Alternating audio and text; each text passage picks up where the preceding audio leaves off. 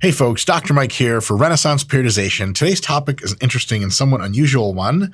It is how to become fit for civil defense. What that would look like. What the hell is civil defense? Well, so the world has been getting more and more peaceful on average since recorded history began. On average, there's some spikes every now and again, but over time, war and death from all sorts of violence has been in decline. This is very well documented by probably the best documentation is by Steven Pinker, so you can look that out. The book is called The Better Angels of Our Nature, which is a fun title. So that's good news, but dictatorship's gonna dictatorship, and that's kind of who starts almost all wars.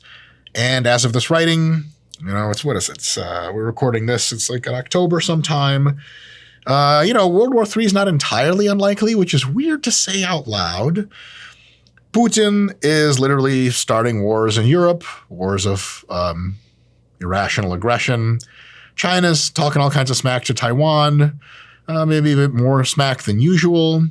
And both Russian and Chinese economies at the time of this video are in pretty serious trouble. And when you have economic destabilization or recession, a lot of times that's when dictators will start wag the dog kind of wars to take the onus off of their incompetence. So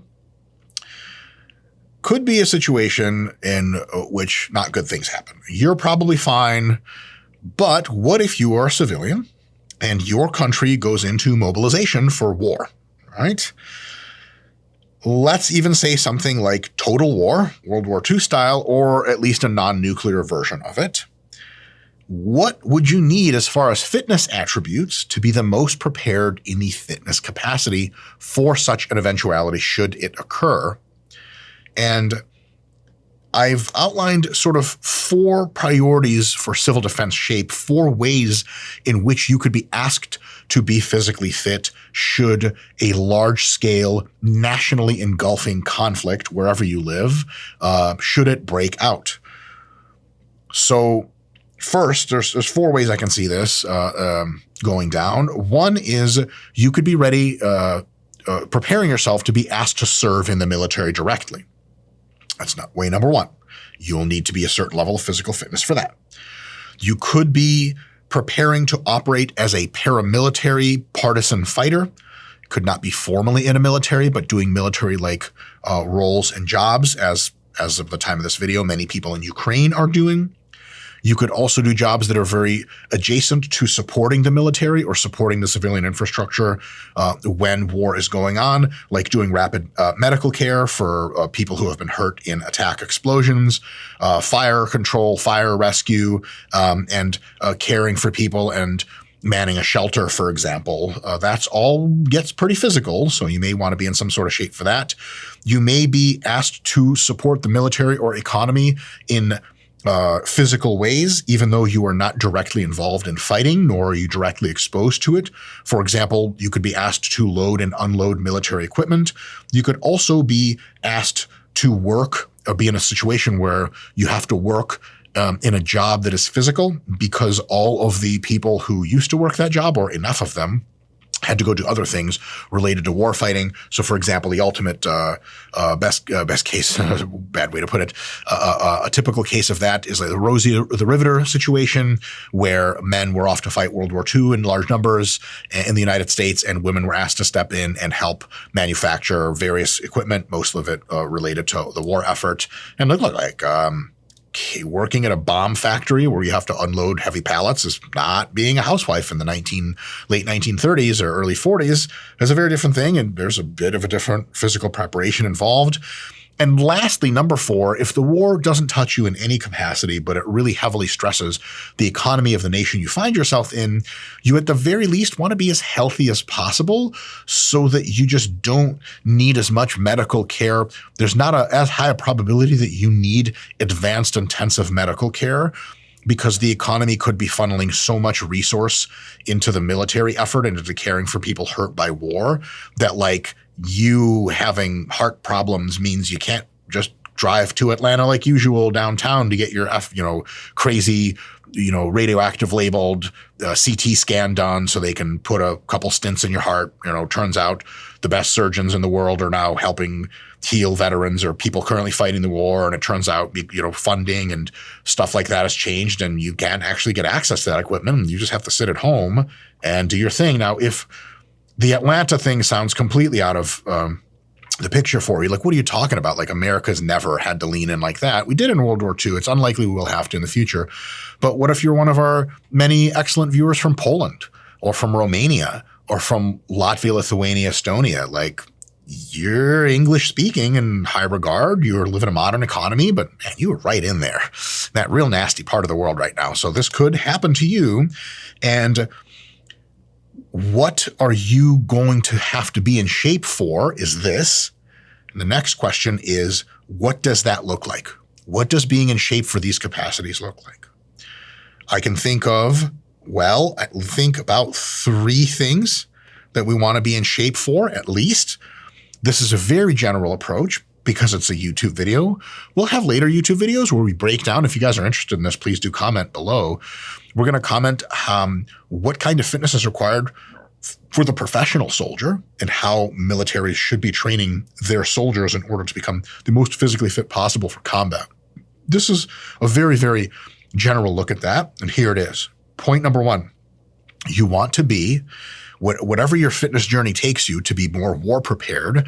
You want that to end in you being at least of a very healthy mobile weight. And that means a few things specifically. If you can't scale a stone wall that is roughly chest high, you can't get over it under any circumstances under your own power. If you can't walk for multiple miles without needing to take a break and sit down, if you can't sit or lay for some amount of time on less than ideal surfaces, because you're just not that shape and size anymore, then you are not yet qualified, okay? This is the kind of minimum stuff that's going to be asked of you if you're remotely in the arena of fighting a war or dealing with supply chains and logistics next to war, even living in an economy that's close to war. Number 2, you should be prepared to be strong enough to carry a weapon and raise it to aim, right? So if you can't do this with like 5 pounds, and if 5 or 10 pounds makes you do this because you're too weak, bad news, because most weapons weigh like that much, oftentimes more. So that's a huge necessity.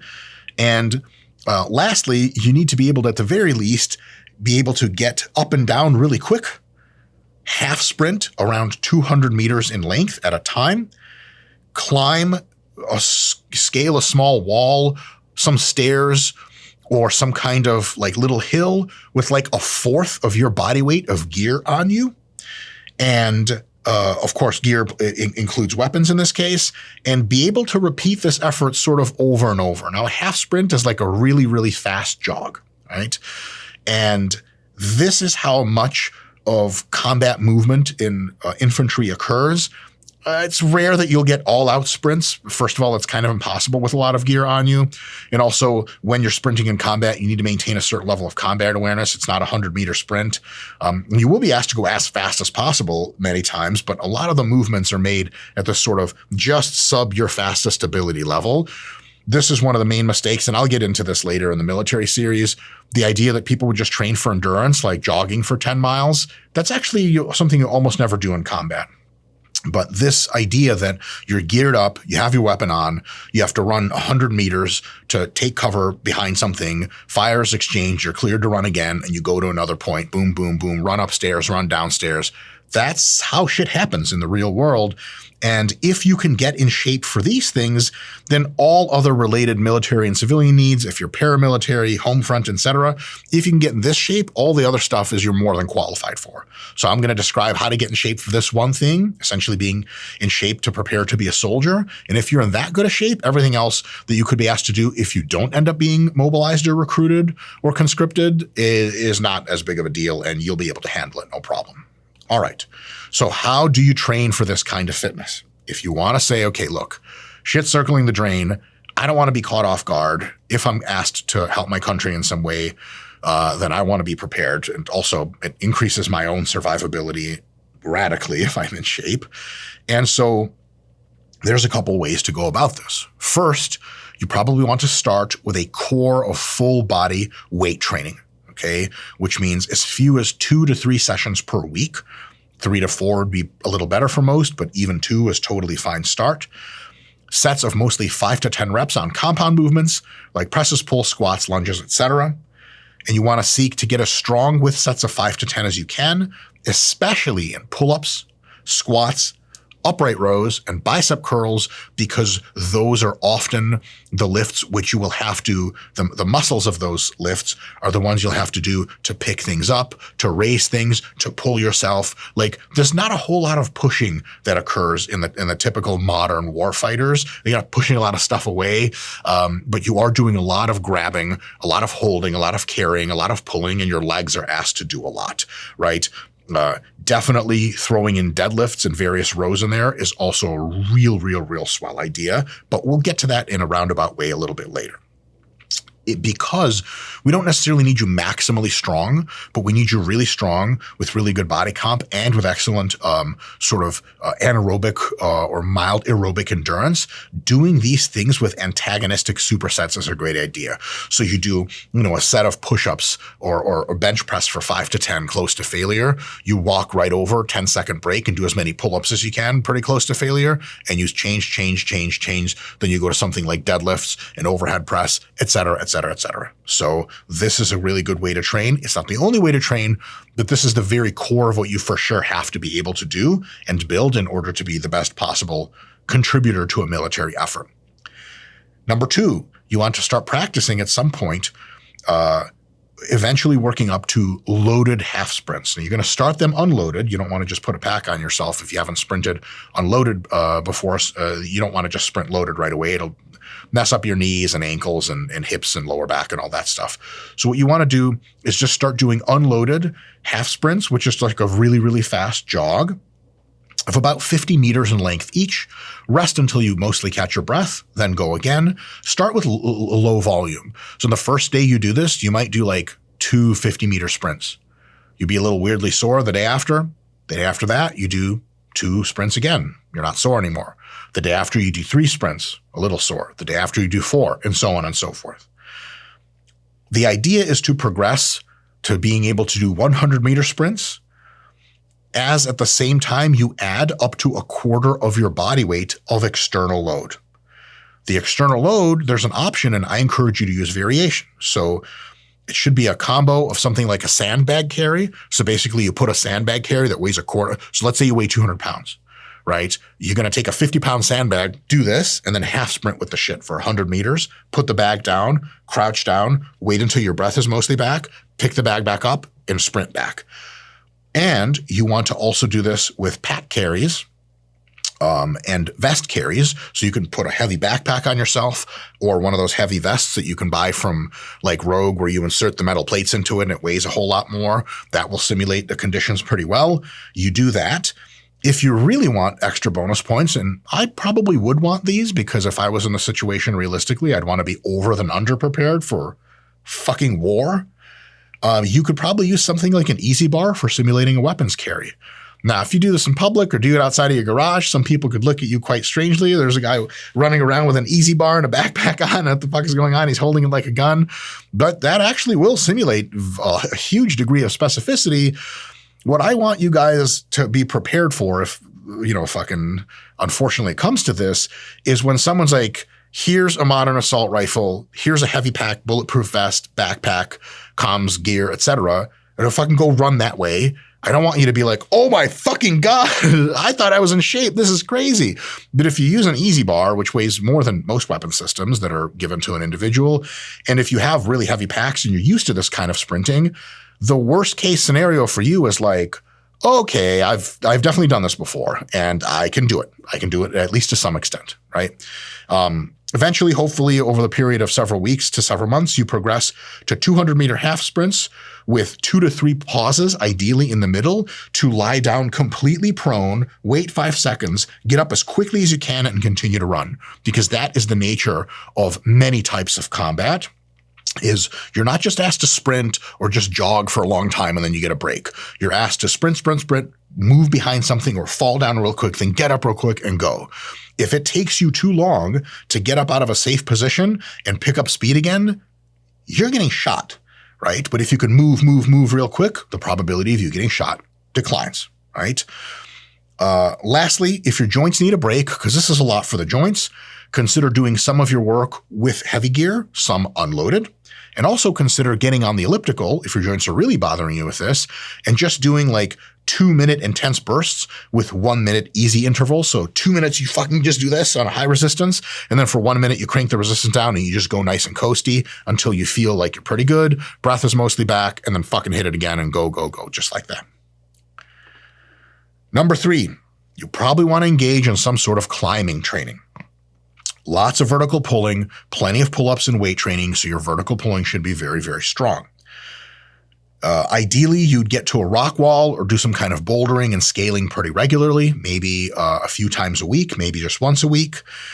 And you don't want anything too tall, maybe like first or second floor height. You don't have to do like, you know what I'm saying? You don't have to refilm The Alpinist all by yourself and shit like that. But ideally, you would be doing some of these climbs eventually with a quarter of your body weight in gear, right? Especially if it's something like bouldering, where it's a combination of walking up some cracks and also grabbing some stuff and pulling.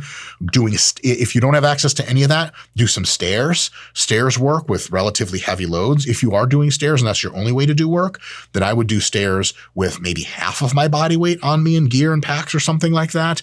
And then, fuck, man, it makes stair climbing really, really hard, but it makes you pretty good at moving your body up and down obstacles. And you work up to this, of course. Start easy and gently work up as your body allows. Do your best. And eventually, you should be competent to be able to kind of, if there's places to grab and places to put your feet, scale up rather quickly to like a first floor window and fall in and take out your easy bar and pew, pew, pew, pew, pretend to pew, pew the aliens. You know what I'm saying? I think this war really going to be with the aliens. People think it's Russia and China. That's what they want you to think. The lizard people, isn't that right, Scott? They're really behind everything, if you think about it. Illuminati lizards. The Illuminati lizards. I'm not sure how those two are related. I think the lizard people run the Illuminati, but I'm not so sure. But you'll find out soon when World 3 breaks out. The motherfuckers will have lizards everywhere. In any case, an optional approach is, in addition to this, so number 3, number 4 is to do some odd lift training, some ruck training, and some swim training, right? So odd lifting means you regularly, maybe twice a week, do some lifting that's fucking weird, like strongman implements, especially if you have some rocks on the ground. Pick up the rock, like take the rock up to this height, run with it for 15 or 20 meters, dump it, run back, get another heavier rock, wiggle with it, put it down, stuff like that. Because, you know, if you're loading shells into a cannon, if you're doing any kind of like moving equipment to and from a truck, if you're picking up and dragging your buddy who was unfortunately hit in combat, you'll have to have that real world strength where not everything has a gripper and not everything is a vest where you put plates into. You're going to have to learn to move your body in really uncomfortable ways, get much lower than the depth of a deadlift, basically learn to peel your fingers under something and lift it up. That's good stuff because you're getting ready for the real world.